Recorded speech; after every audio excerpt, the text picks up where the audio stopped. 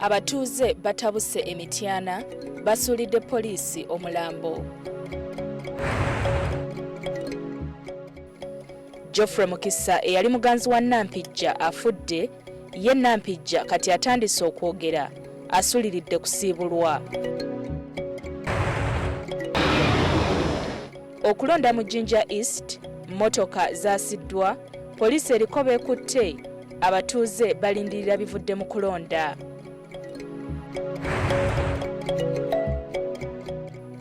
Okutereeza ebikonde, aba Olympic Committee bataddewo akakiiko.